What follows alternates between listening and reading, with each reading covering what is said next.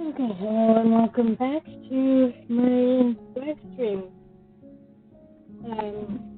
Right now we are live streaming the demo for a game called Gilded Shadows by a dev company. Let's see if I have the correct mouse. I have two different mice here, and they're very similar now.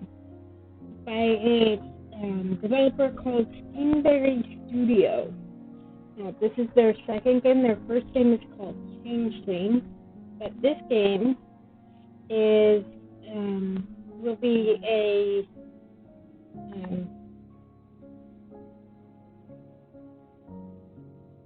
right. Sorry, I got distracted.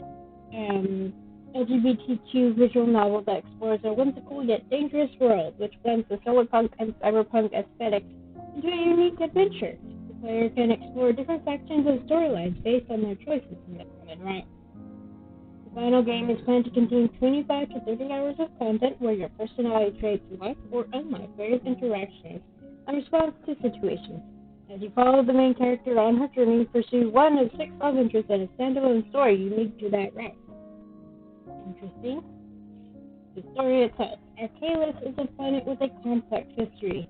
Centuries ago, when humans arrived, they found it abandoned. The only remnants of its previous society were massive biodomes dotted on the surface and designed as protection from the hostile planet.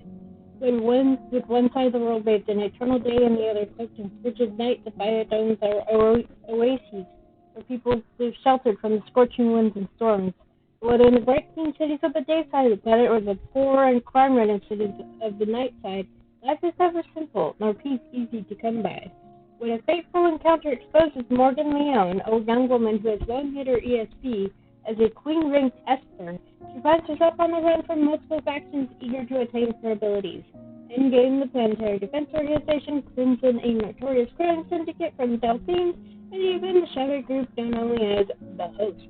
Each group sends operatives to retrieve her. Now, with several paths open to her, she must choose her allies carefully. Between light and shadow lies very twilight, where the lines between good and evil are blurred.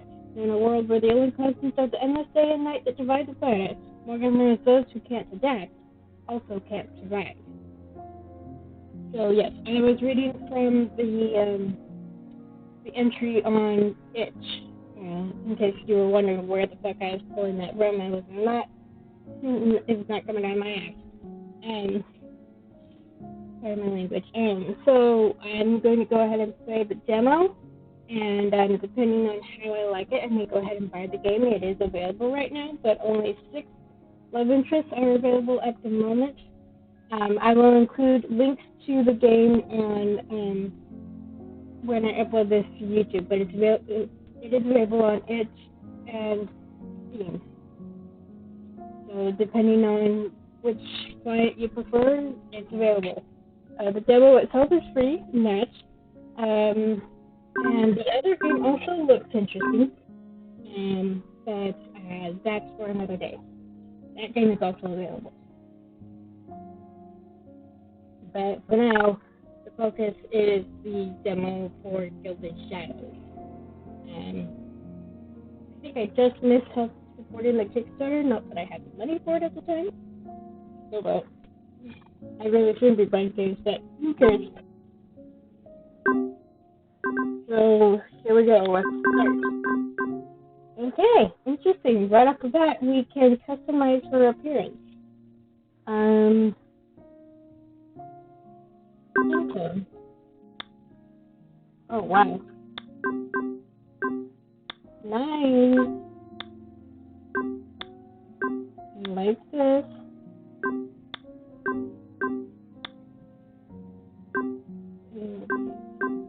Honestly, if I were to recreate me, this is probably the closest skin tone. But the point of playing games is not by myself. So, okay, so, ooh, nice. I like. It's really cool.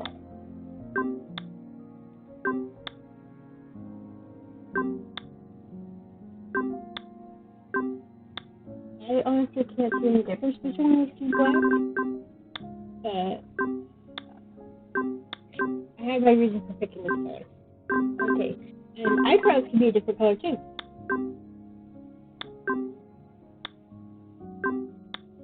Because honestly, if you have light hair and you have pale skin, the eyebrows are not going to show it. You look like a ghost. My mom and my twin both have two these eyebrow pencils. They want their eyebrows to be seen. My hair is dark enough, but that's not a problem. Let's go light brown. And okay. So, yeah, I am basically recreating an OC that I initially created in Swoter, is basically what I'm going for here.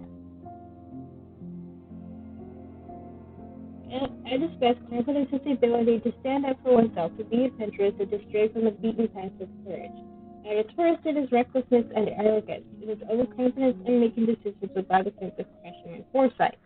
At its best, cautiousness is wisdom, shrewdness, and the strength to judge the repercussions of any actions or decisions before they're made.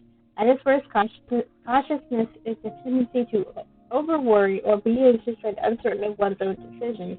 It's indecisiveness due to fear or weakness. And so this OC would absolutely be confident. Stubborn or flexible. At its best, stubbornness is sticking to your own beliefs and opinions and staying resolute in your decisions in spite of obstacles, opposition, or persuasion to other sides. At its worst, it is willfully refusing to see you might be wrong, or it is refusal to acknowledge other points of view, even if they're valid. At its best, flexibility is being able to change one's personal stance when the situation calls for it, to change for the better, and see other points of view than your own. At its worst, it is a tendency to be too easily swayed off the path you've chosen, or compliance with rules or orders without questioning their validity. Flexible. Emotional or analytical. At its best, emotional is empathetic and being unafraid to show vulnerability. It is openness, compassion, and humanity toward others, and being unafraid to do what feels right.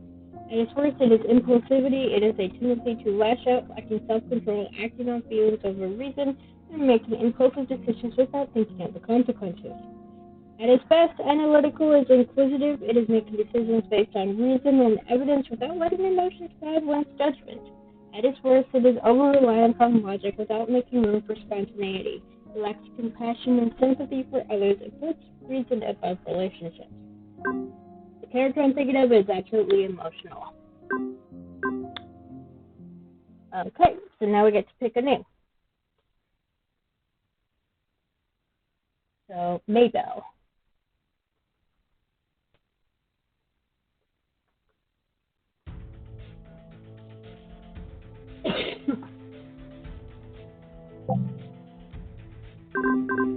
Just because she's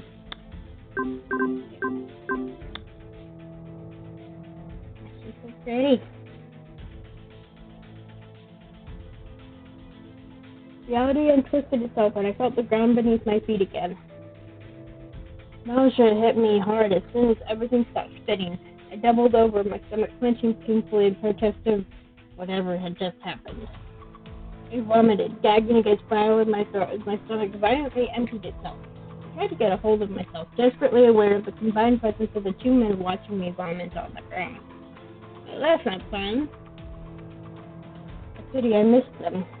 The thought flew through my head as my legs finally gave up, but even attempting to stand.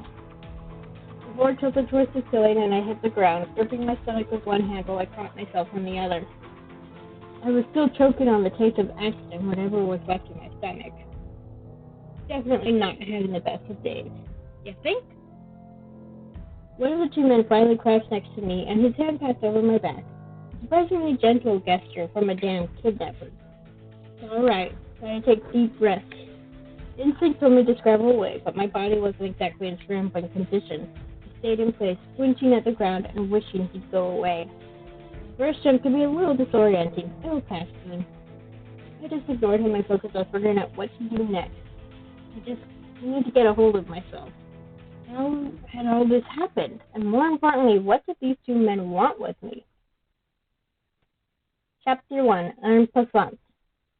Okay, so it sounds like this is going to be chess terms. Uh,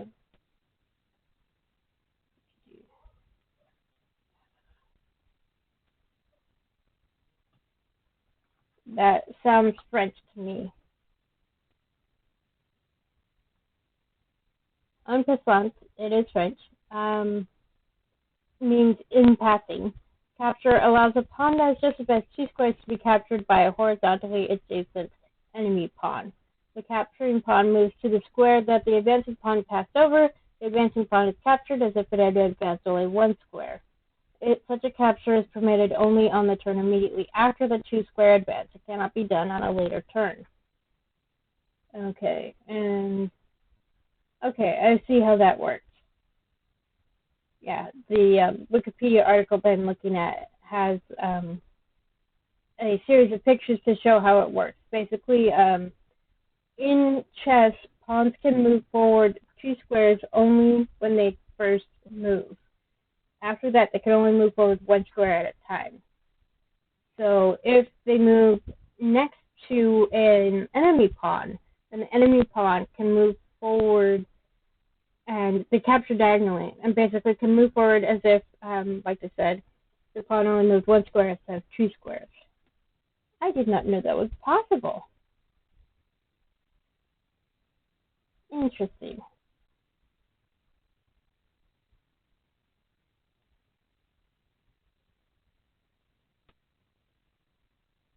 Okay, anyway. Sorry, I derailed the... I had seen the term before, but this is the first I've actually looked at it. I actually looked it up. One day earlier. So, how did it go? Did you do okay? I don't know yet, Mom. I got out of the exam 20 minutes ago. You have to have some idea of how you did. Is it hard? Do you feel like you were answering well? I kept one eye on the street signal as I listened to Mom's eager questions through the net connection, smiling slightly at the excitement in her voice. She was always like this after an exam. Aha! Cool. Arcalis' version of the modern internet, a vast network of information, communication, and interconnected computers as accessed via the nanosystem. Thanks to the nanites in everyone's bodies, the net can be accessed mentally with all information and images filtered directly into the brain through any number of physical interfaces or devices. Okay, interesting. I do think I did well. The last round was worse, so I studied much harder this time. You always study hard, Maybelle, and it always pays off. I'm so proud of you. I laughed quietly. Mom, I should remind you that we don't know how well I did. I'm not sure you should be proud just yet. You know I'm proud of you, no matter what happens. She paused, then I waited for the inevitable finisher to that sentence. But you definitely think you passed, right? The light switched and I started across the street along with the rest of the crowd, smirking at how predictable she was. I passed into a crowded pedestrian walkway and paused right past the dividers. Passing is never really the issue, you know. I keep telling you, I have to score in the top 10% this time. My dad is ready to do some major strength pulling on my behalf. And we both know that even if he tries, there's no guarantee anything will come of it. I'm certain you'll hear good news. You've worked too hard to get bad news at this point. Her faith in me was sweet, but everyone else worked hard too. None of them have worked as hard as you have. Such a mom thing to say, right? I doubt that's true. We all work really hard every single time. But either way, I hope I hear good news as well. When will the results be in? They said 7 to 10 days, but it's usually a bit faster. I'll be planning your celebratory dinner soon, so you better clear your schedule this weekend. Please don't plan anything too crazy this time, even if we do get good news. She just laughed and disconnected the conversation, and with that, I knew another big party was in store. I bit back a yawn and dug my knuckles into my eyes, trying to ignore the fatigue creeping in. The last 2 weeks have been truly exhausting. Every time an exam rolled around, it was like this. For all that I kept trying to caution Mom not to get her hopes up, I really was pretty sure I scored well. But of course, there were a lot of smart people taking this exam. And there weren't nearly as many positions open in the next study level for interplanetary archaeology. Ooh, I want that. New Albion society is a sort of meritocracy where there is very high value placed on skill, education, and working hard to earn higher places in society. Education is compulsory until year 10. After that, your place in higher education is earned by a series of difficult exams that are the gateway into the next level of education. Exams are a major part of every person's life until the point they either choose or are forced to exit the education system. How well one does in their exams will ultimately determine their place in life and what opportunities exist before them. Interesting. So planetary archaeology, that sounds cool. But I'm a history buff, so that, of course, it sounds cool to me. Or any other subject, for that matter. Openings in the prime tiers were more and more scarce the higher you went to school, and by the third level of secondary, competition was fierce, putting it lightly. In higher levels of education, students are sorted into tiers based on their exam scores. Those in the prime or highest tier receive an expansion to their nanosystems, which increase their mental processing capabilities.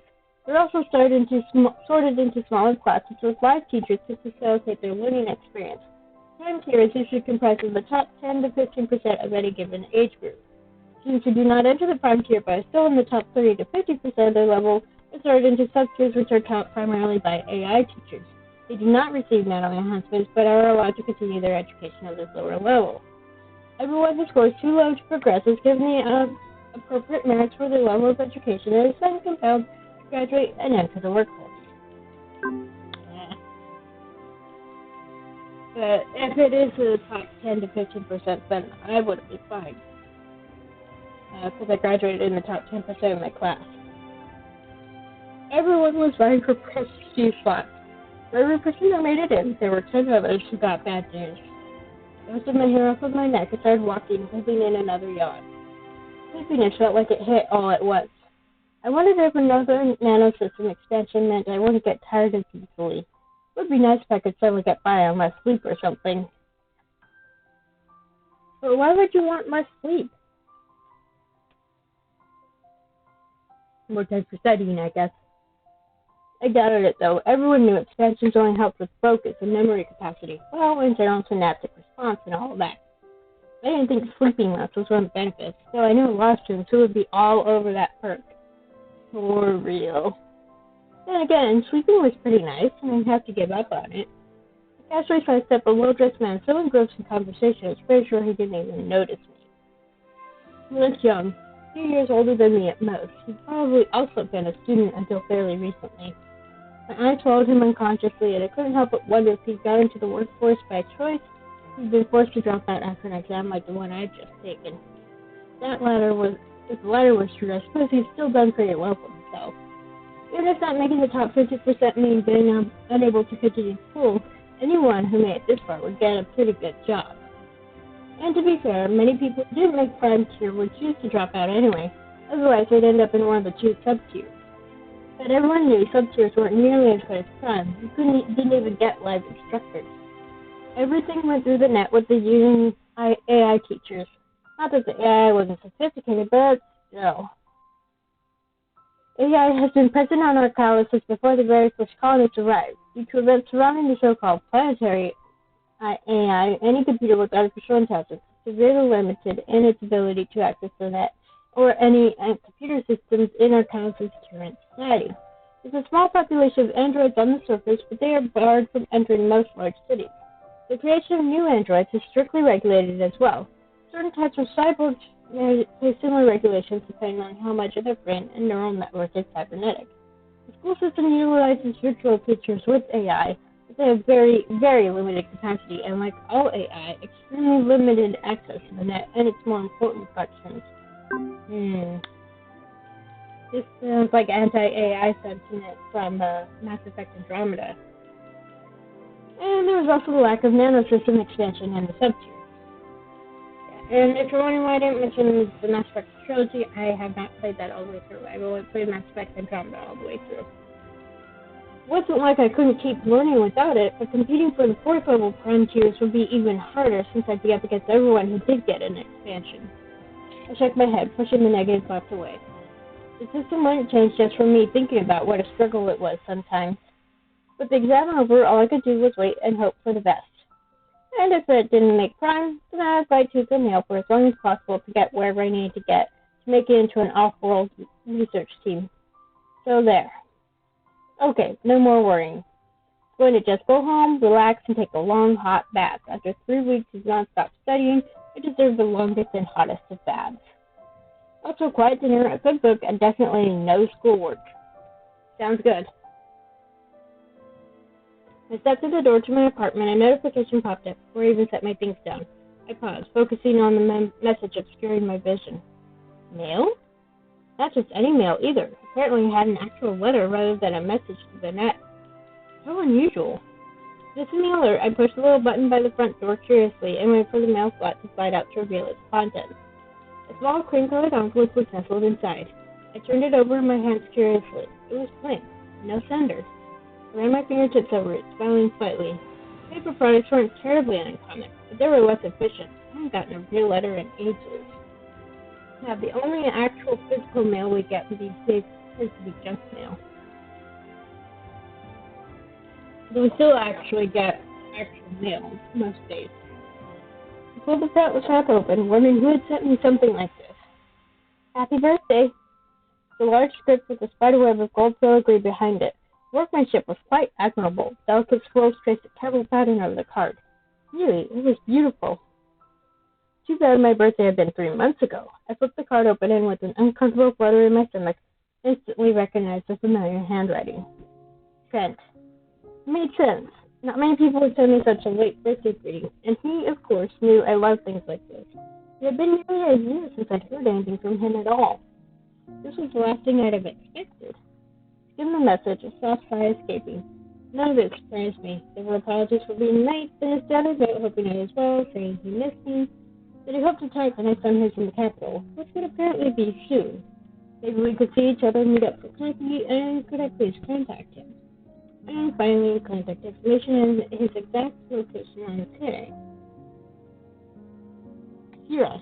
Okay. Sierra.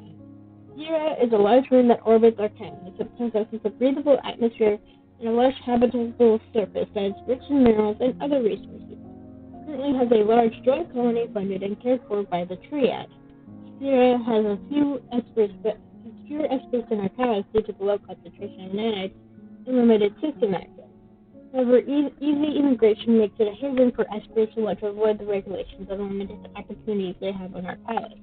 In the past 2 decades, there have been repeated incidents of civil unrest and violence, as the citizens have begun to question their place in things, feel that their needs and desires are not being met by their government. Several bids for independence have sprung up and have been thrown down as quickly, but some believe it is only a matter of time before the colony breaks away from our palace permanently.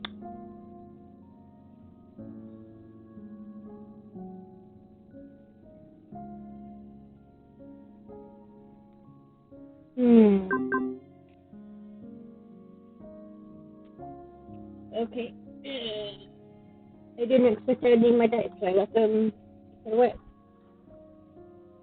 Okay. So, this is apparently what they meant by some choices being marked depending on personality traits. I wonder if in the actual game you have to make choices that will lead to these ones, or if you just pick them at the start, like we just did. So I just did technically. Okay. 1, 2, 3, 4.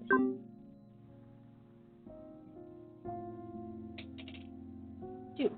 I'll set it aside and try to forget about it. Just the card on the countertop. My mood deflating. I don't understand. Why put now to pop back up? Why did after nearly a year of absolutely nothing? Did you even know how hard I tried to find him? Guess I sure was okay after that one message telling me he'd landed safely. He couldn't even let me know exactly where in Syria he was, and now he wanted to meet me for coffee because he missed me? I miss you too. For months I missed you. I sighed softly, feeling a clear string at my eyes, even as I tried to swallow down the lump growing at my throat. Why does he always do this kind of thing? I've been so happy for him when he left. an opportunity to intern at an off-world research facility. I mean, I wanted that too. I was going to go before I'd even finished school. Researching Espers was something he'd always wanted to do. Esper. All humans on our cows are infected with nanites that have altered human physiology. These alterations led to the development of psi abilities in humans, and everyone infected with nanites possesses low levels of psi that permit them to fully utilize the nanosystem.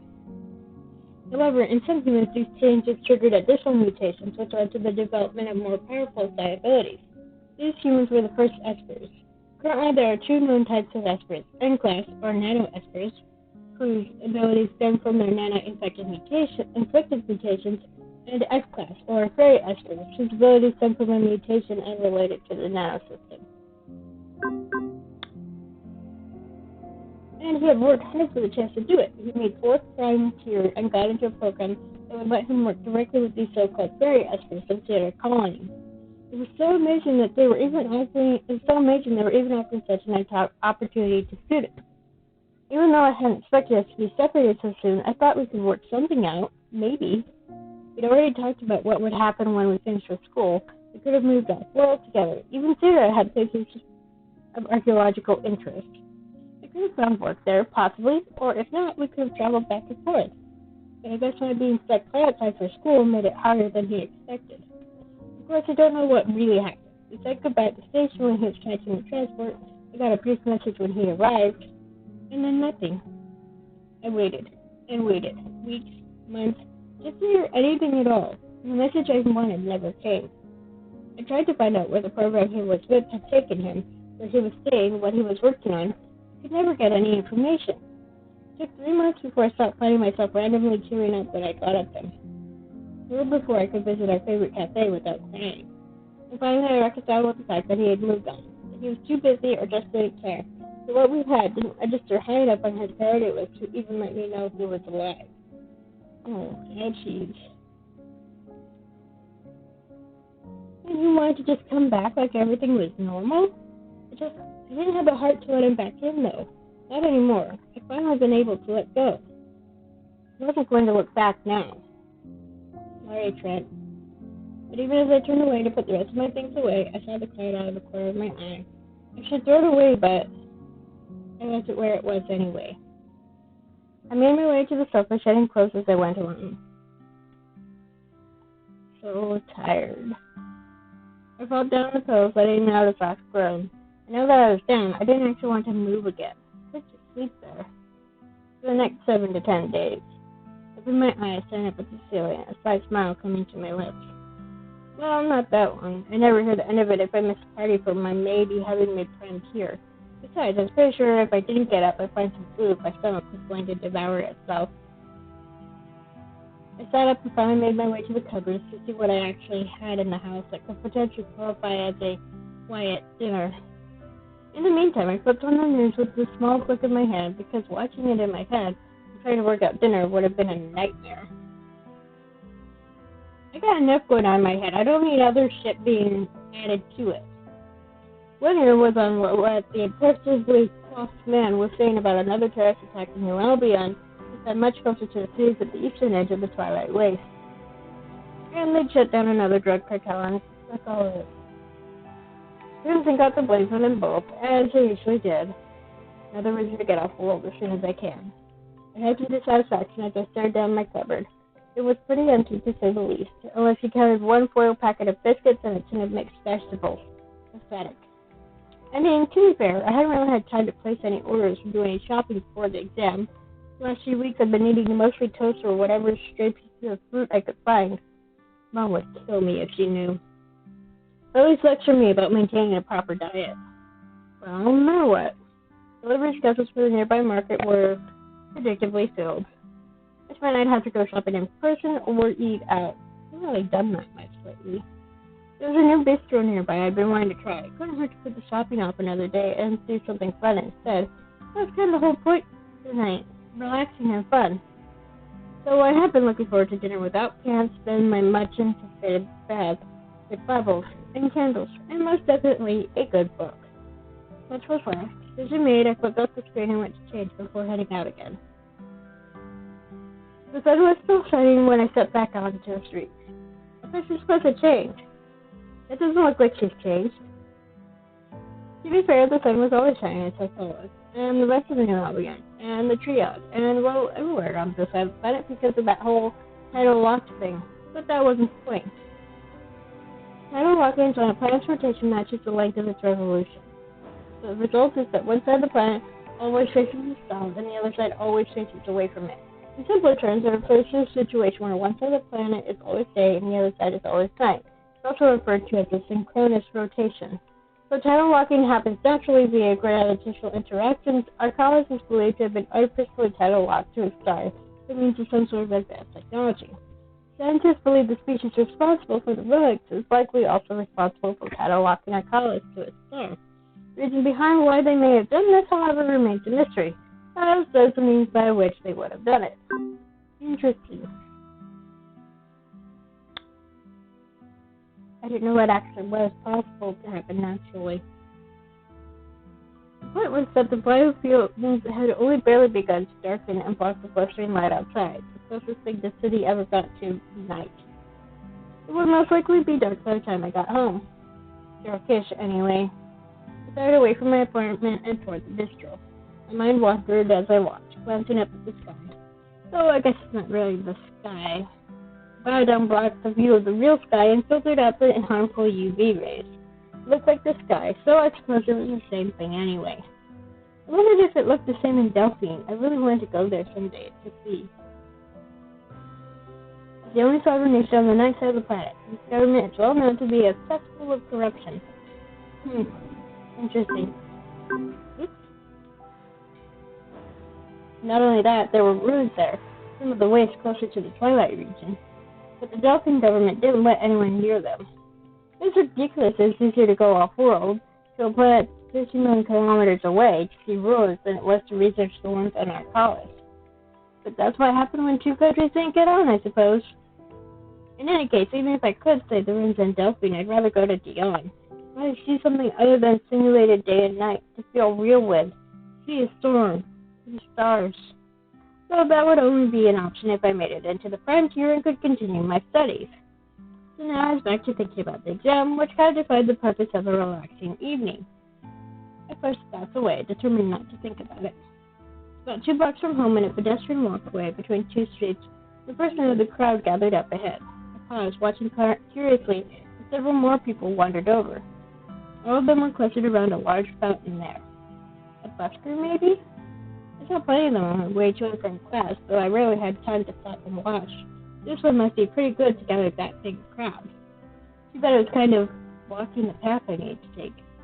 Drew closer and started hearing a performance of some kind. It actually sounded like someone talking loudly, so ranting might have been a better term. A demonstration or protest? I suppose it could have been some kind of dramatic performance instead of a musician.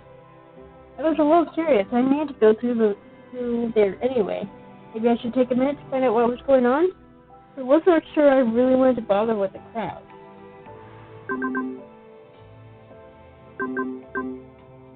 Go in the crowd to see what's going on, squeeze past the crowd as quickly as possible, take a different route altogether, just in case. Okay. So yeah, like I said, never played this before, so I'm doing this completely blind. I have no idea what's going on. 1, 2, 3, 4, 5, 6.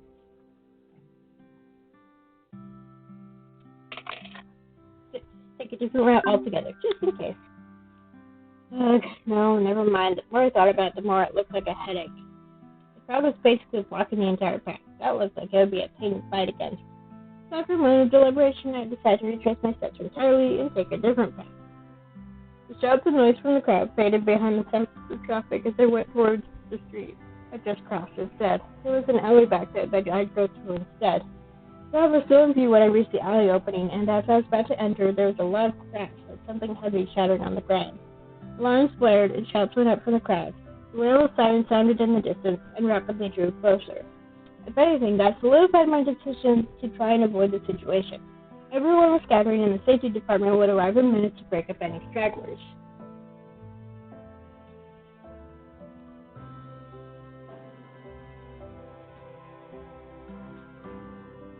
It's probably for the best. Whatever had been going on, there was inevitably going to start disrupting traffic if the crowd got any bigger. I couldn't help but wonder what had happened, though. Maybe it wasn't a performance after all? I stepped into the alley and found myself on the narrow path between the rows of buildings, now completely cut off from the view of the street. The turns and commotions had faded a bit. I started up the slight incline, checking my directions quickly to make sure I was still heading the right way. These paths could be a bit of a labyrinth. Could become a bit of a labyrinth. That would be nice, to have a map in your head, literally. I hope this bistro is worth the effort. Either way, it was nice to get out of the apartment and just wander around for a while. I was about to make another right turn when the sound of hurried footsteps rounded a corner in front of me, and a disheveled man came into view. My eyes went wide. He was sopping wet, ragged, and with hair that looked like it hadn't been brushed in quite some time. And he looked like he was being chased. I quickly lowered my eyes, heart pounding uncomfortably. It wasn't as if there weren't displaced people in Sophia. Even New Albion had its issues. It was hardly the utopia the unified Create government tried to make everyone believe, but you didn't usually see them here. It wasn't really the raggedness that concerned me, it was his eyes. They were a little odd. Even from this distance, I could see that one was strangely pale, while the other glowed faintly red in the light. Drug addict? One of the most popular street drugs at the moment could have odd effects on the eyes. What the heck is going on today? I quickly veered to the path on my right, trying not to noticeably speed up my pace. Please keep going the other way, please. My heart rose to my throat and lodged there when I heard the unmistakable sound of footsteps following me. I didn't try to catch up, but I didn't turn off anywhere else either. He kept pace, staying a short distance behind me. I could hear him muttering, catching on the snatches of what he was saying. They don't know. They tried to make me stop, but I'll break it. We will break it all. The sounds, I hear them calling, slithering in my head. Oh my God. I clenched my fist to my chest and quickened my step. The footsteps behind me quickened and slowed. Frowns, queens, and kings, you could see the truth behind the lies. Open up your eyes and let the stars tell you all their songs. I had no idea if he was talking about me, or to me, or if it was simply randomly muttering, but something about the way he spoke put me on edge. I finally broke into a run, horrified to hear him immediately do the same. Wait! Nope, not doing that. I had lived my entire life in the city without ever feeling like I was in danger. But in that moment, I felt I was definitely in danger. Oh no. This had to happen tonight of all nights. I just wanted to relax, honestly. Unfortunately, for all that it looked like he was about to fall over, the man was fast. Faster than me. Way faster. I felt like I'd barely gone 5 feet before a hand wrapped around my arm, yanking me backwards. I let out a scream as I was spun around and slammed into the wall. You! Let go of me! My voice went high-pitched and frantic as I struggled to get away from him. Come, my lovely lady, now. You can hear them in your mind. Open up your eyes. Listen to the whispers. You can hear them. Please let me go. He kept a grimy hand around my face, leaning in extremely close, pressing his face to the side of my head. I'm not what's holding me down. Come to sit with me on Neptune's yellow sands. We can find them, you and I. They can save us and everything. What? What? You're one of us. I don't know what you're talking about. His hand tightened painfully on my upper arm. You know. I don't. I really don't. I desperately needed to call for help, but I didn't want to take my eyes off him long enough to place a call with the safety department. I could send an emergency beacon, but the man pulled me back and slammed me against the wall. You can't. Don't call. Don't call them back. I have to go. They're waiting. All of them. The court is waiting. Court? That group obsessed with Espers? I thought they were more of a Delphi problem. I know we have them here as well. There was a shout from somewhere toward the street, the sound of something falling. The man looked that way for a split second, and I took the opportunity to twist away from him and run. Wait! Why do people chasing you always shout for you to wait as if you were going to quietly comply? The footsteps were coming after me again. Why was he running so fast? Just get a little further. My boot caught on something and I hit the ground with a shriek. The man was on top of me again in seconds. No! Tremor rolled through my body. From somewhere above, glass shattered and came cascading down. I Curled up, lifting my arms over my head as we were shattered with broken glass. The man screamed as several shards cut into his arms and face. I kept waiting for the bite of pain, but nothing. There was the scuffle of footsteps and the sound of the man retreating quickly. I looked up cautiously, freezing when I realized there was someone else there as well. Oh, hello! Where had he come from? The man standing over me was much taller and much better dressed.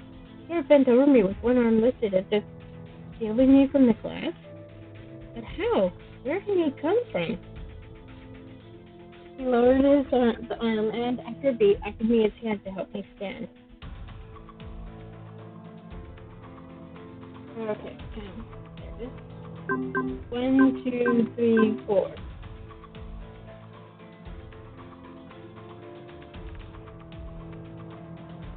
Wait a minute.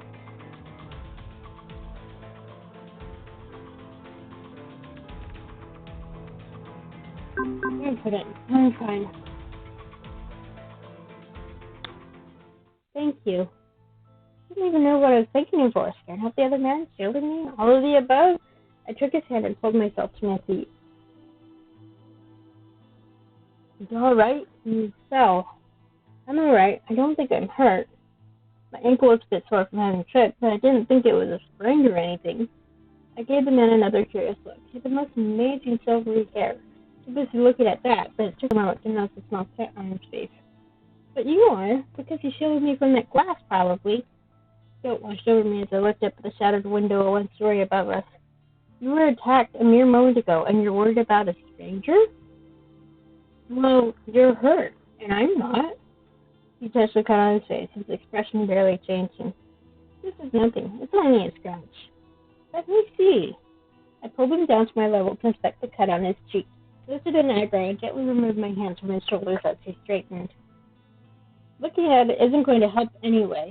I can have it treated at a clinic later if necessary. Well, that was true, but I just wanted to see if there's still glass in the cut. Still, you got it from helping me.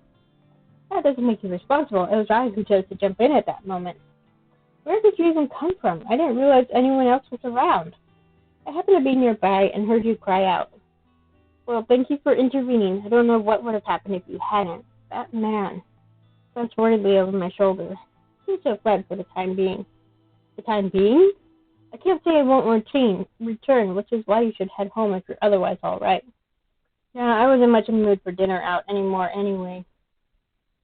Do I at least get to learn your name? I'm Ariel Vaughan, though many simply call me Ari. You may as well if you wish. I'm Mabel Reimer, and I just want to thank you again for helping me, Mr. Vaughan. That makes the third time you've thanked me. I can't thank you as much as I want. He didn't smile at that, but merely cocked an eyebrow as he studied my face. Did you get home all right? I don't live far away. As long as I don't get accosted again on the way home, I should be fine.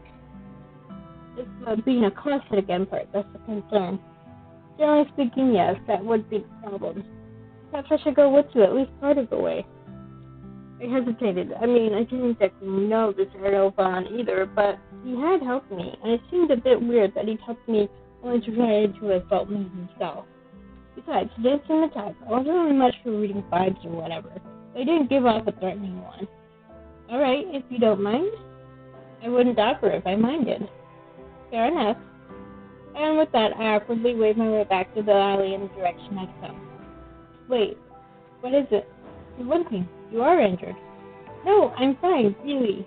I turned my ankle when I fell, and I'm pretty sure I bruised both my knees, but it's nothing serious. You shouldn't be walking on that. It's fine. It just hurts a little. I'll put it up for the rest of the evening when I get back. Let me have a look at it. I gave him a teasing grin, amused at his concern when he'd been so dismissive of mine for that cut on his face. Looking at it isn't going to help. I can always get it checked at a clinic later if I need to. Your own words. He frowned, still not cracking even a hint of a smile. If I see that it's swollen, I can try to hail a cab for you instead of walking. I literally live 2 blocks from here. He took my elbow and led me to a nearby step, motioning for me to sit. I hesitated, then did so because it seemed like he wasn't going to let it go. He crouched in front of me and pulled my foot onto his knee, gently easing off my boot. I went as he started poking around on my ankle in a decidedly not doctor-like way. size his face as he examined my ankle, amused by his mysterious expression. My gaze landed on the cut again, which already had a thin line of crusted over blood. He stopped and gazed with my fingers under his jaw, forcing him to look up as I leaned a bit closer just to check if there's any glass still lodged there. Fortunately, it didn't look like a bad cut. He'd been right about that. No shards of glass that I could see, but it wasn't exactly a doctor's. I realized he had completely frozen and was staring at me with eyes that were an amazing shade of gray, with little flecks of green. Suddenly realized what I was doing and instantly released his face. Sorry, the cut doesn't look that bad. Neither does your ankle. I don't believe it's sprained. I told you that much. He looked away as he bent to put my shoe back on. Then he quietly stood and offered his hand again. If you're fine walking, you can at least lean on me for support if you need to. I think I'll be fine. Tried to lead the way again, and Ariel fell into step beside me. I could feel his eyes on me, as if he was making sure I wasn't limping too much. I did my best not to limp at all. So, Mr. Vaughan, what do you do when you're not rescuing women in alleys? Not much. Was that so? Does that mean he led to a really boring life or a really exciting life? It could go either way, really. Interesting, I think. We walked in silence until we were back out on the street. There was still a commotion down by the fountain area, but the crowd had dispersed. So what were you doing in that alley anyway? You heard the incident down there? We nodded towards the roundabout with the fountain at the end of the block. I heard it. I didn't see what happened. I was trying to go around it. I see. Well, the cause of it was that man. Wait, were you chasing him? He wasn't in uniform, so I didn't think he was from the safety department. But I suppose he could have been an investigator instead of an officer. Not exactly. What does that mean? It didn't seem like he was going to give any more information than that. You think he was, on drugs? His eyes looked a little strange. He was an Esper. That would probably explain why he was so fast, not to mention strong. But it made the way he attacked me even more worrisome. I sighed softly. I suppose I should send him a report when I get home.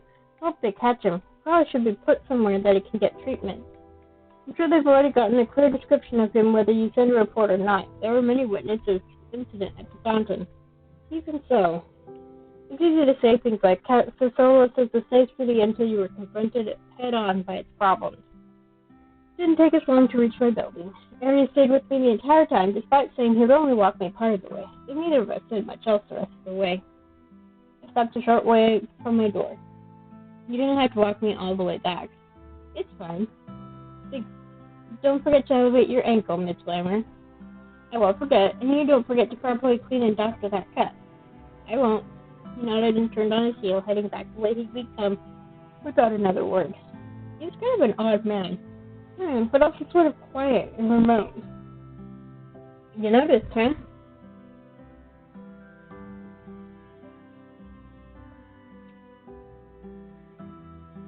I watched him for a few minutes before shivering and heading inside. It was distressing how rapidly this evening went completely to hell. And I'm so hungry, damn it. Looks like it's going to be takeout for me. Griffin.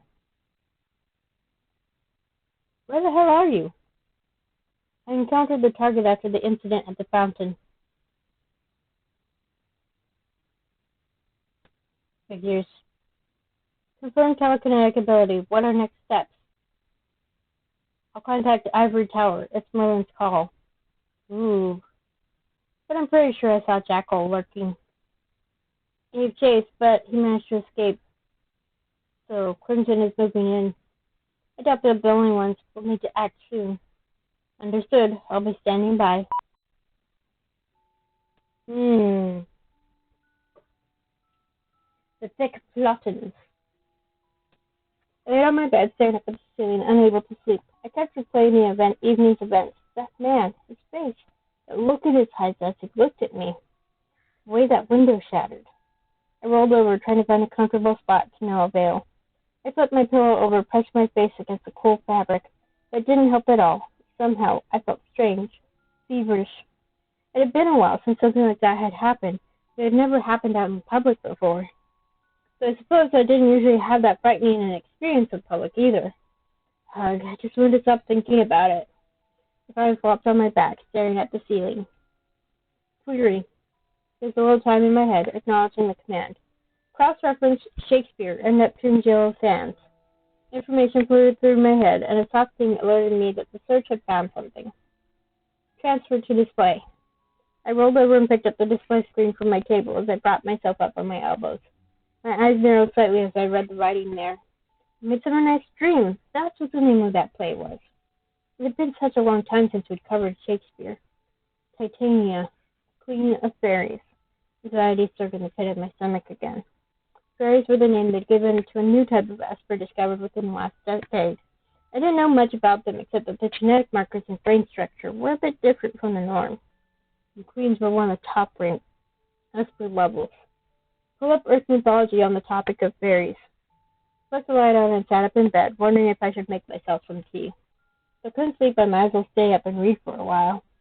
I tried my best to drown my anxieties by immersing myself in the ancient stories of a world millions of light years away and thousands of years old. Now, isn't that a switch?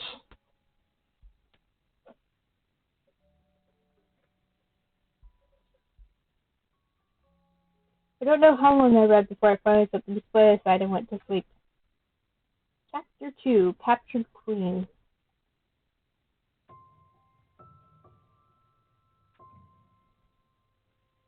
Morning came way too soon. I didn't have to be up early, but my brain was trained to wake at a specific hour. Even without my alarm, my eyes popped open an hour after daylight. I was just lucky I didn't have to actually get up and go to class. I rolled over for the 20th time, mashing my face into the pillow in the hope that I could suffocate myself back to sleep, or maybe just into a coma. I wasn't picky. I lifted my head and glared at the display panel on my bedside table. I stayed up far too late reading about Earth's fairy mythology. It's been a pretty fascinating read, really. But as I flopped onto my back, throwing an arm across my eyes to block out the daylight, I was definitely doubting the decision to stay up until who knows when. 0400 hadn't been the best time for reading, but I had gotten my mind off the evening's events prior to that, and that had kind of been the point. Still probably hadn't been a good idea when I was going to wake up at 0700. Yeah, so basically 4 a.m. is when you start reading, and 7 a.m. was when you need to get up, or would be getting up. I finally gave up and rolled out of bed with another groan. I just have to catch a nap later on. Might as well just throw my entire sleep schedule out while I'm at it. I yawned as I stumbled to the kitchen for a glass of water, because I still didn't have anything else in the house. Last night had too many distractions. I'd been too freaked out to place an order for groceries, which meant the kitchen was still empty. And a quick check confirmed all the morning thoughts were already taken. That meant going shopping in person, even though I didn't really want to. Turned on the news as I leaned against the counter and yawned into my glass of water. Woman's face flashed into view, hovering over the image from last night. The image was of the fountain where I'd seen the crowd clustered the night before.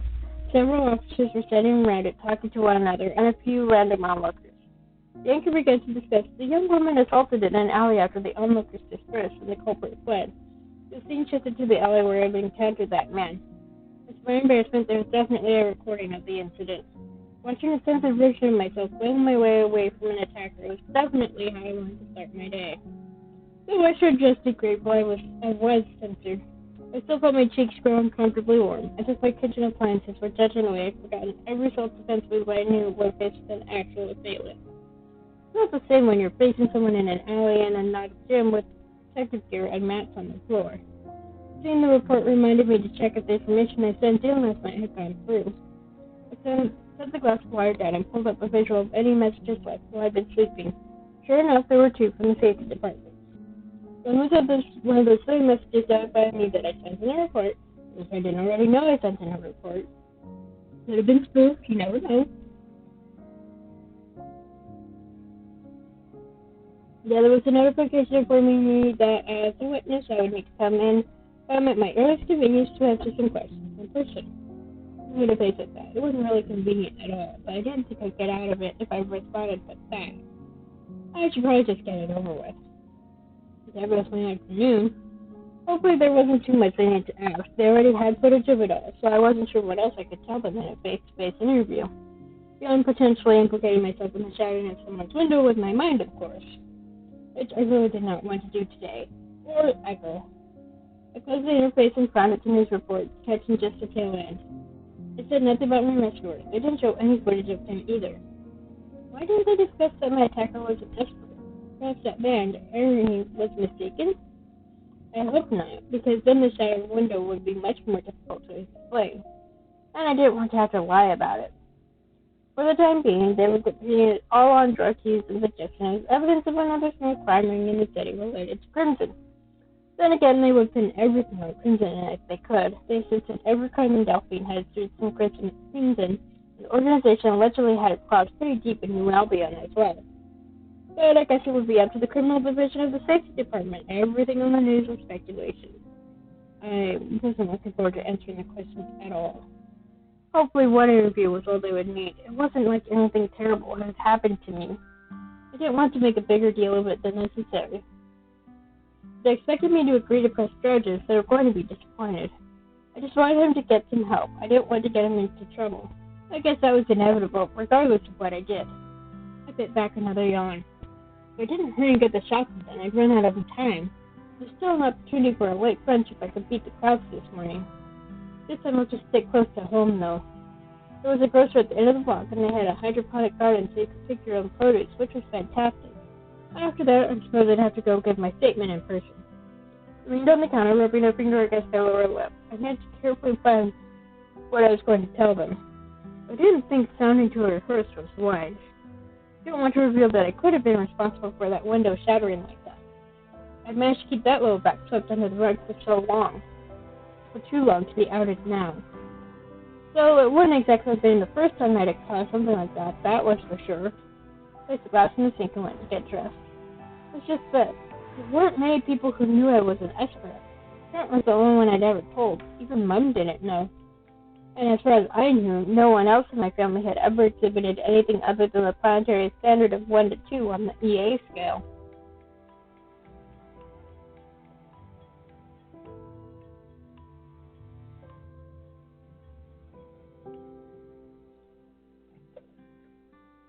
I finally have a commenting chat and it's someone advertising.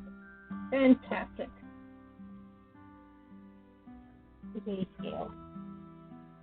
The EA scale is used to determine the general power level of an Esper. This scale also determines on how an Esper is ranked. The scale goes up to 15, but the planetary standard is a 1 to 2.9, meaning everyone that possesses a nanosystem ranks at least within this range. Qualify as an Esper 1 must have a score of at least 3 on the EA scale. Those who score below a 3 have just enough side to take full advantage of the nanosystem without coming to physical harm, but develop no actual psychic ability.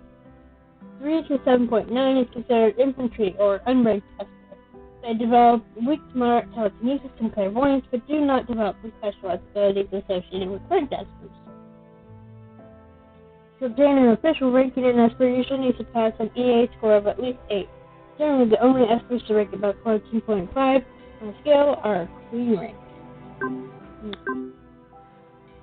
My brothers and parents were normal. Grandparents, cousins, none of them ranked high enough to be considered a true Esper. As for myself, I didn't know what my exact score might be. I still didn't have the ability. I'd even tested positive in one of the many assessments we had back in primary. But when they did the genetic test and scans, I didn't have any physiological indicators.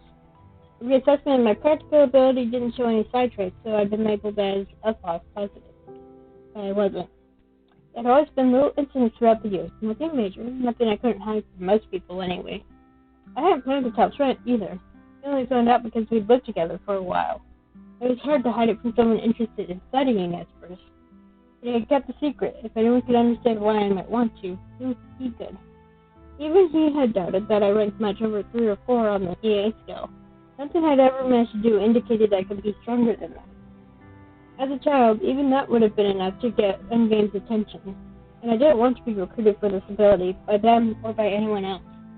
I just never wanted that. Endgame's work was important. They were the Planetary Defense Organization. They helped keep the peace across the college. Sarah Dion, I'd heard they even made it up to the new Terra station, and those guys really wanted anything to do with those surface dollars. In its own way, it was incredible and fascinating.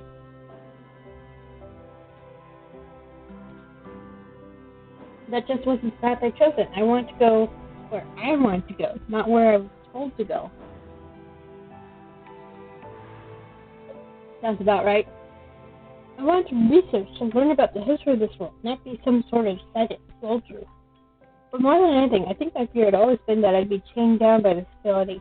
It wouldn't be me anymore. I'd be an Esper.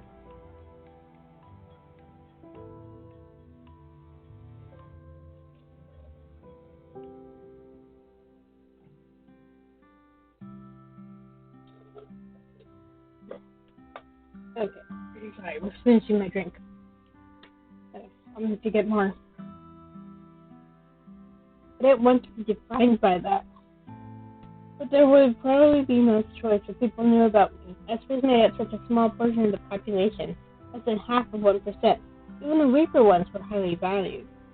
Plenty of organizations wanted low or mid-level infantry, much of who had been recruited to endgame. Unranked experts in very high demand if you somehow manage to use your connections to dodge endgame. But all of those jobs were the same: security, contract and business negotiations, law enforcement. If I had been discovered as a child, that's all that would have awaited me. So I kept it secret, thinking that if I could just hide it until I was out of school, I'd be fine. Adults had way more leverage than children when it came to that sort of thing. And so far, it had never been a problem. So far. I paused just outside the door to my building and took a long, slow breath to clear my head. I would just have to hide it, as I always had. Besides, I had never tested positive again after that one time. With the situation at hand, they had no reason to jump to any specific conclusions about me. It would be fine. I would be fine. Telling myself that, I decided to get on with my day and not dwell on it. There was a man talking or arguing with the building security when I stepped outside. I completely ignored them as I stepped around them, but there was a second man nearby, his hair fading from silver at the roots to pink at the ends. I nodded politely as I passed, my thoughts turning toward shopping and the things I was going to purchase. I didn't get very much further down the footpath. Hold on, wait, miss, wait! And I started jumping against my ribs with the sound of an unfamiliar man just behind me. Even though he was a stranger with bedraggled and he wasn't threatening me, I turned back hesitantly. Yes? Winter, you're scaring her. Wait, what? The pink-haired man looked startled at the very thought that maybe it wasn't a great idea to run after a woman while shouting at her. The dark-haired man quickly joined him, flicking his worried gaze back to me. He shoved his hands in his pockets and offered an uncertain smile. I apologize if my partner stalled you, but you're Mabel Weimer, correct? It wasn't a question. I narrowed my eyes as I returned to Spring's gaze. He was fairly well-dressed and tidy. The pink-haired man beside him was just more casual, making the two of them an unusual pair. But nothing about their attire gave any clues who they might be. Your partner? I'm Reuben Kellner, a special investigator with the Safety Department. This is my partner, Winter Ashton. You can check your interface to verify our identities. I bet my weapon did just that. And sure enough, like all public employees, their identification was openly available. That would also explain how they knew who I was. The positions would have allowed them access to my information as well. Special investigators, huh?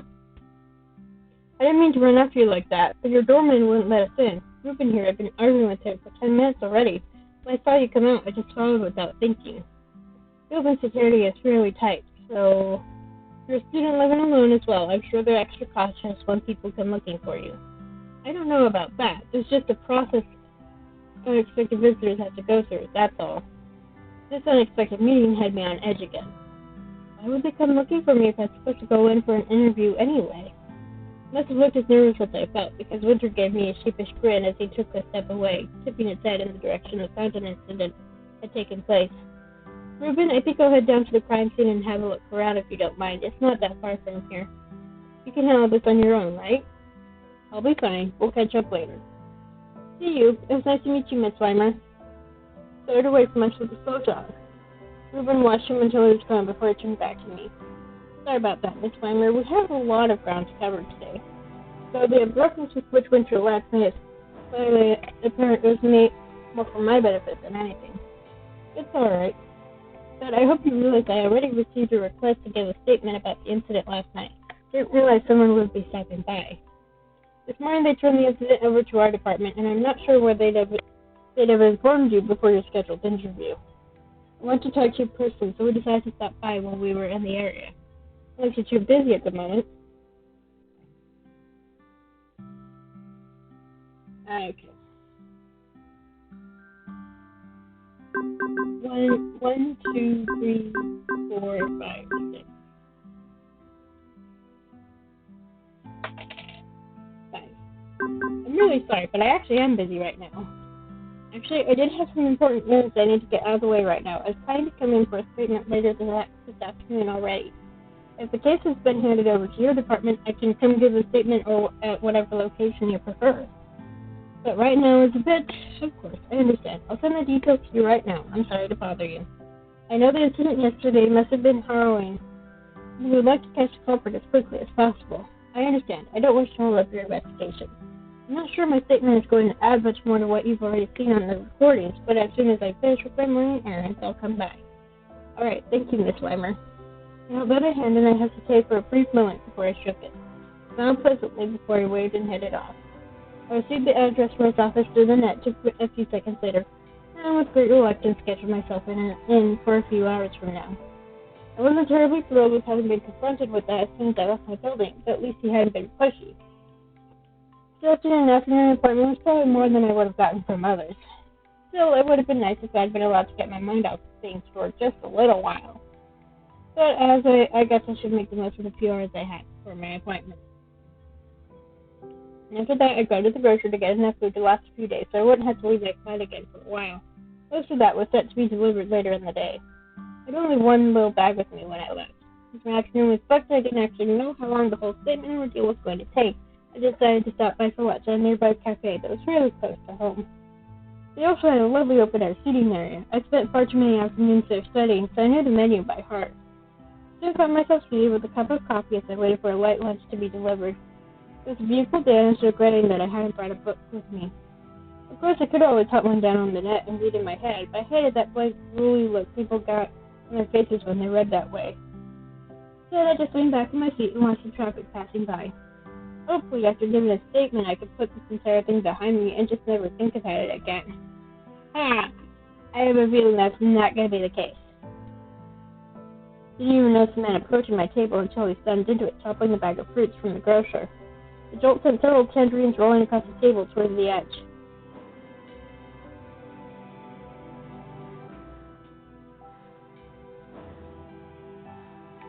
I asked the man if he's okay.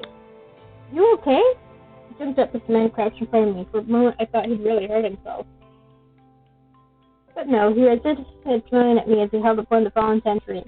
I started to take it from him, pausing slightly as I stared down into his blue eyes. Why does he look so familiar? So strange. I knew we'd never met before. I definitely would have remembered him. Yes, I also couldn't shake the feeling I'd seen him somewhere before. I don't mind being stared at by such a lovely lady, but it's a little embarrassing when I'm down on one knee like this. It's almost like I'm proposing. He butted my face with the realization of just how long I'd been staring. I snatched the tangerine from him and turned away. I'm sorry.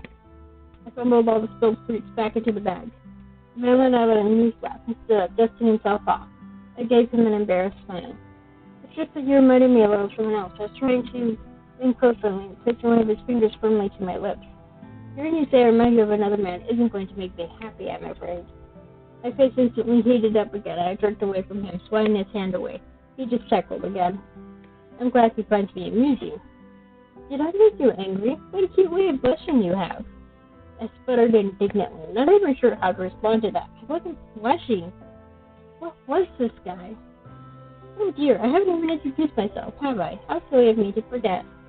I'm Emma Fitzroy, and I'm terribly sorry for my clumsiness. Nice to meet you, I think. Also, the name's on a fake. I wasn't sure why this thought came to him, but it just didn't seem to fit him. Haha, you don't sound sure about that. I'm not. How cruel. Perhaps I should give another apology? I truly am sorry for inconveniencing you. Shall I get down on one knee again? Perhaps you prefer me groveling at your feet? He started to lower himself again, drawing the looks of several nearby people. I grabbed his arm, tugging him back up. I'm not annoyed about that. It's not that big a deal to knock out one tangerine on the ground. Please, just stop. I just noticed beautiful Really? No one is asking me to grovel. He laughed again, clearly amused by my distress. My God, what is wrong with this man? I'm so glad I came today. I didn't expect to meet such an amusing person. Though you also haven't told me your name. You haven't given me the chance, and I'm not here for your amusement.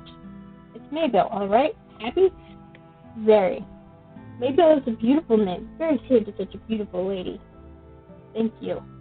He unexpectedly took my hand and brought my fingertips to his lips, which were turned up on one side, a smirking grin that made me feel like he was definitely teasing me.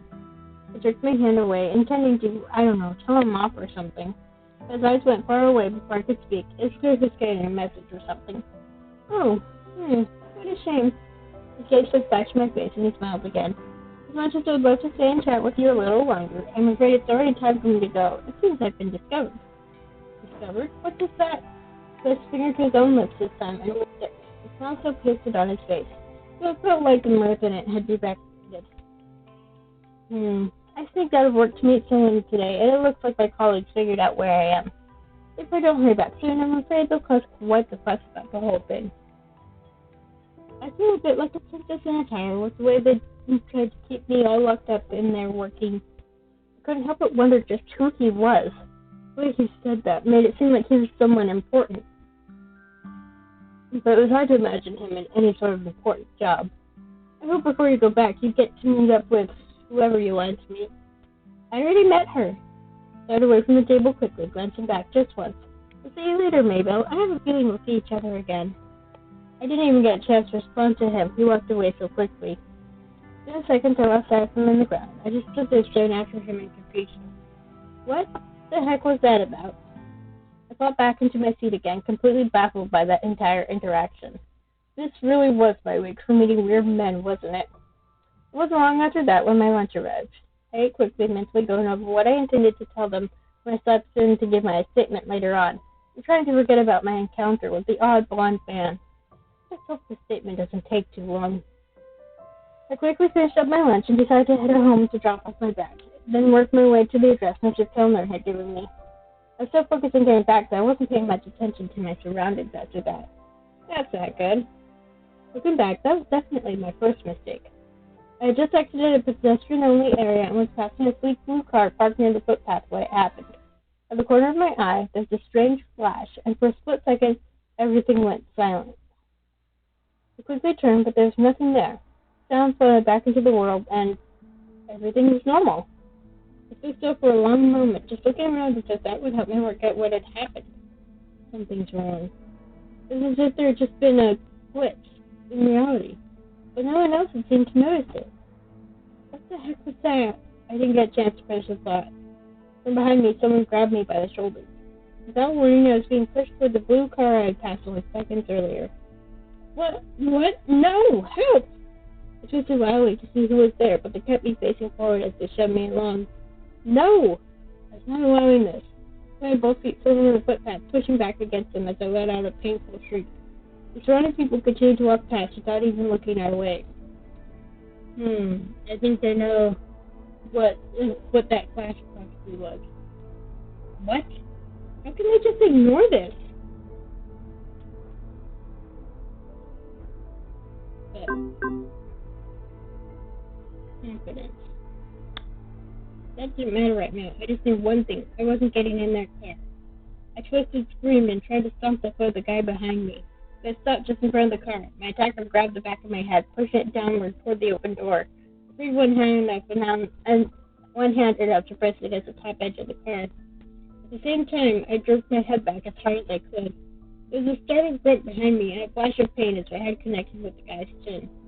I didn't have the leverage or space to elbow him in the side, so I clawed at his arm instead, grabbing and twisting, still trying to get him to let me go. All to no avail. With a low growl, the man caught my hand and pinned it behind my back. He pushed me flat against the side of the car, hitting me in place. His head dipped down as he hissed in a low voice. Get in the car. We don't have time for this. Caleb, we don't have to force her. The surprisingly calm voice coming from inside the car was one I recognized right away. Harry? The guy from yesterday? Our orders were literally to force her. As long as she stays alive, that's all that matters to them. There was a short, quick sigh. We are not going to hurt you, but there are others nearby who will. I Now get in the car. We don't have time for this. Let go of me! I was desperately trying to catch someone's eye as people passed us. Why was everyone acting like this was normal? Caleb moved back just enough to have room to place a hand at the back of my head to force me down and into the car. My shin smacked against the edge of the door, and I fell face first into the seat, only to be moved out of the way seconds later. I barely heard the muttered apology as he got in behind me and slammed the door shut. Go! I stepped back into the seat as Aries slammed his foot on the accelerator. Now alone with the two of them, I let out a shaky breath. Now tell me what's going on. What do you two want with me? Neither answered. As expected, we were being tailed. Tailed by who? Why? Caleb shot me an exasperated look, but ignored my questions as he leaned over into the front seat. How many? Ari checked the console next to him, frowning. At least 3 others are closing in on our location. 3 others what? Now that I had calmed down, I realized I should call for help. It's amazing how adrenaline could completely erode one's ability to think logically. Keeping one eye on the 2 of them, I tried to connect with the safety department through the net. Wait, what? Couldn't connect? That was impossible. Harry made a wild turn, sending me headlong into the door. I only just managed to avoid slamming my head into the window. There was a flash of worry across Caleb's face as he pulled me back away from the door. Time for the contingency plan. Graham said she has an area cleared near her. Get us there. I'm trying to do so. I glanced behind us, realizing there was another car that appeared to be following us. Just like they said. How did I get myself in the middle of some high-speed car chase? This is insane. Change of plans. Get us out of here now, Ari. You realize if I just teleport us out, they'll see the distortion trail. Teleport? First. Then we have to get them off our tail first. I don't believe that's going to be possible. Then we need a way to map that trail so they can't track us. Ari made another sharp turn, this time sending me face first into Caleb. He wrapped an arm around me as he braced himself against the front seat so we wouldn't slide around as much. I circled against him, but his grip was too tight to get away. Well? Hold on, I have an idea. Let go of me! I gave Caleb a shove, but it was like shoving a wall. He didn't even look my way. Instead of still holding me tight, he moved his boat aside as I apparently set the car to auto and climbed into the back seat with us. The car abruptly slammed into high gear. I could hear the high-pitched whine of the car's coil as we sped up. Crushed into Caleb's chest as I was, I only got a glimpse of what was outside the little screen. We were on a long street with an intersection ahead, and across the building we were heading toward at full speed. What are you... Hold on. Wait, were they about to drive into that building at full speed? My head filled with the sound of the power coil trying to overload. I got both hands to my ears and screamed. There was a flash of light, and then everything stretched and twisted. I couldn't see anything or hear anything. It felt like my body was being ripped apart. My screams thinned into nothing. And then we were jumping into the stove floor like we'd been spit out of thin air. And back where we started. I staggered forward, free from Caleb, but running wasn't an option. My entire field of vision was spinning. I pressed the back of my hand to my mouth, trying to swallow down the taste of bile and will my stomach to untie itself. That felt like a space pulse, a wormhole or something. There was no technology I knew of to create any sort of micro wormhole. Caleb and Aaron seemed unfazed by what had just happened. Just they'd done it 1,000 times before. They were speaking, but their words were like an uncomfortable buzz in my head. I couldn't make out what they were saying. So I finally gave out, and I gagged onto the floor, clutching my abdomen as it tied itself in painful knots. Everything tilted and I hit the ground, barely managing to catch myself. I was still choking on the taste of acid and whatever was left in my stomach. That finally got attention. There were footsteps. Someone was crouching next to me. His hand pressed gently over my back. Surprisingly gentle gesture from a damn kidnapper. It's all right. Try to take deep breaths.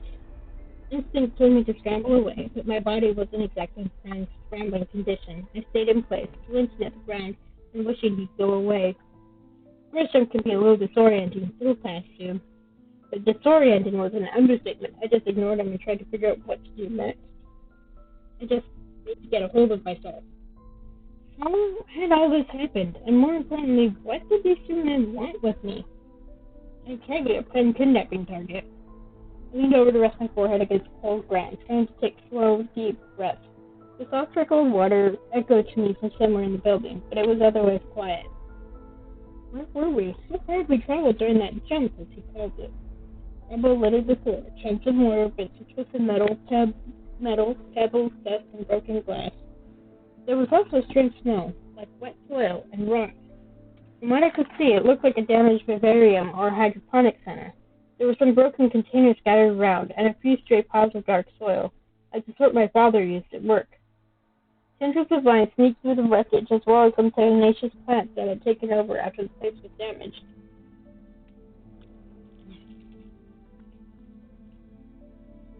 None of it was useful for escaping, but it gave me an idea where we could be.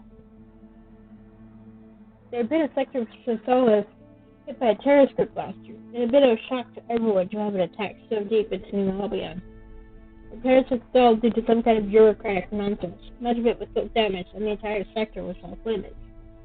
Aside from deep security guards and multiple municipal officers at the entrances, it was also supposed to be empty. Maybe it was until then. I wasn't an expert on Espers, but I knew most knights could only teleport short distances. Line of sight maybe a few kilometers if they'd been close to the location before. The damage sector was around 12 kilometers from where I lived, so that held up. I tried to catch my breath and quell the nausea. Okay, good, that was good. That's where we were, then getting back home would be an impossibility, if I could get away. That was the problematic part, though. I shifted slightly, turning my head just enough to get a look at Ariel and Caleb. Ariel was still right next to me, but Caleb was 2 or 3 meters away. If Ariel was an Esper, surely Caleb was as well. Espers, and also criminals. I had no reason to assume this was tied with what happened yesterday, and yet it seemed like too big a coincidence for it not to be connected. But even knowing that, it wasn't like it told me what they wanted with me. No one else was around. I'll contact Titania and have Mariah try to get a read on this place. But before that, could you explain why you brought us here? No one else knows who we're with. If they do manage to track us this far, they still won't be able to determine who managed to succeed in acquiring her. I chewed my lip and kept an eye on them as I carefully pushed myself up. My legs were cramping and something hard was jamming into my knee. Even if I couldn't run yet, I didn't have to stay all huddled up. For now, I just... I doubled over as the nausea returned with a righteous vengeance. So, moving was a bad plan. I gripped my abdomen hard enough. I was surprised I didn't push my stomach out through my spine. Crimson knows who we are. Crimson? He's the only one. So you're hoping that if no one knows which faction took her, they'll just fight amongst themselves for a while? That's a long shot. I tried to listen in as I fought off the nausea, but none of it made sense. They were talking about factions and Crimson. Bad things that had nothing to do with me. I was a student. We can't stay here. If Crimson doesn't find out where we went, someone else will. You're not the only one suspicious. Let's go. He joined me and Ari, stopping a half a meter or so away. How is she? Not well. Maybe I'll warm her. Can you stand? I managed to glare at him through my hair, gritting out an answer. Do I look like I can stand? I believe that means no. I apologize for the discomfort. As I mentioned, the first jump is often rough for people. I would have subjected you to it if it hadn't been necessary. Okay, enough. We don't have time for you to play the night. We need to move, even if it means one of us has to carry her. Caleb? Unless it's a buzzing in my head came back. Get her to her feet, come on. I know how she feels. We can't wait for her to recover. My apologies, Maybelle. Harry, clearly the more polite of the two, tried to pull me to my feet. I did not cooperate, partly due to being ill. Yes. But mostly because I didn't want to go anywhere. The further we got from my home, the less likely I'd be able to get back. Why are you doing this? My parents can't pay a ransom. Neither one bothered to answer my question. I swallowed hard, wishing I at least had something to wash my mouth out with. As if in answer to my thoughts, a small flash appeared in the edge of my vision. I stared at it apprehensively. Drink quickly, we need to leave.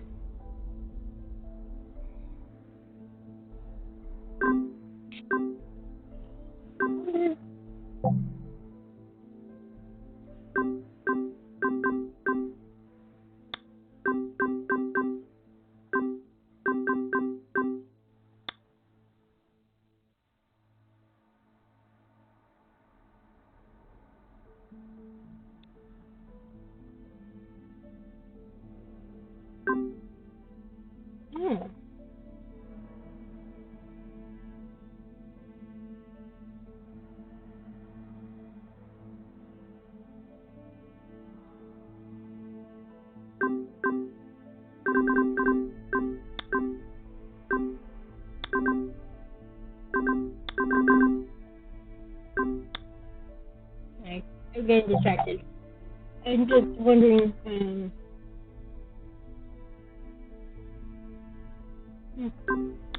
I'm just wondering if there's a way to remember what we picked.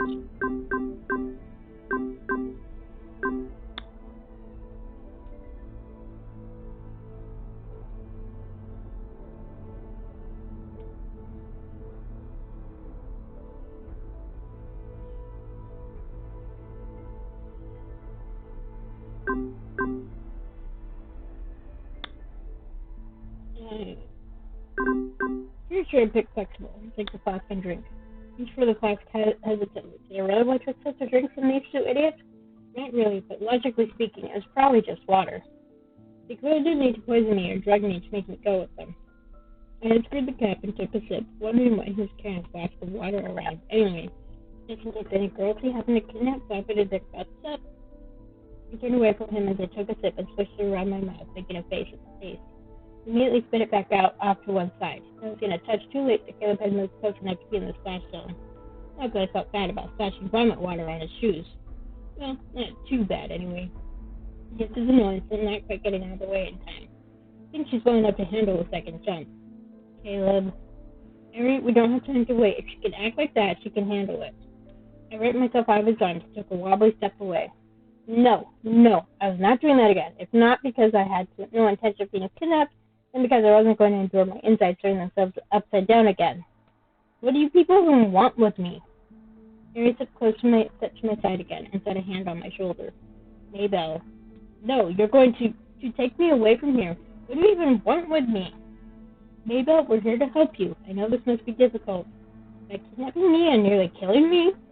He looked almost sad, and that just made me even angrier. This wasn't a situation where the villains got to be sympathetic. We'll explain everything later. Let's go. It's already later. He took me by the wrist, and this time I couldn't get away from him. Caleb, get ready to make another jump, Ari. We don't have time. Ari moved closer, and I just lost it. There was no time to worry about how I felt or who they were. I was already far from home, and going for another jump was out of the question. No! I caught at Caleb's hand, trying to pry it off my wrist. Stop! Calm down! I tried to pin my free hand with his as I dug my nails into his fingers to pry them off.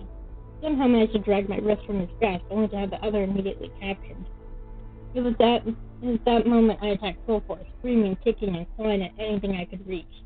Damn it, Ari!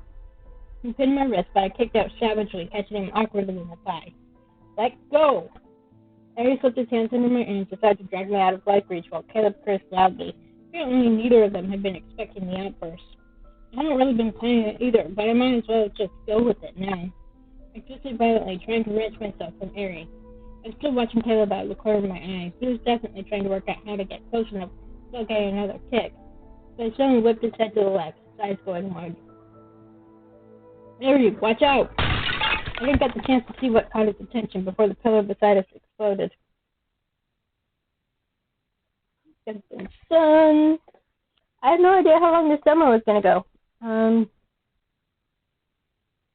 But it's already been an hour and a half. So we're actually going to pause here.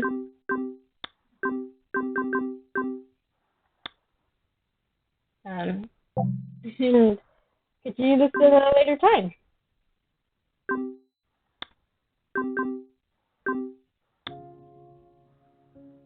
Okay, so we've met this person,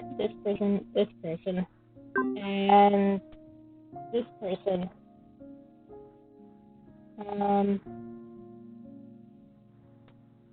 Not his partner.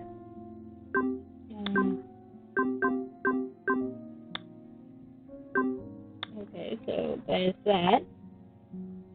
Okay, so this is going to be interesting. The thing is, Friday I'm going to start streaming the new Arcade Spiritscape, which is the official release date. Though early streamers are doing streams today and tomorrow. I was not one of them. But yeah, the official release date for Arcade Spirits, the new challengers, is Friday.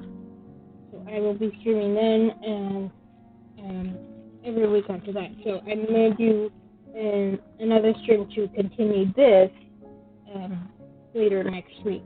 I don't know. Next week is gonna be ridiculous. But yeah, so I will upload this. When I upload this to YouTube, I will include a link to buy the game itself. I probably will after that start. I'm very curious now. And I will also look at the demo for their other game as well. But for now, I need to give my voice a rest. So take care, and thank you for joining me. Bye.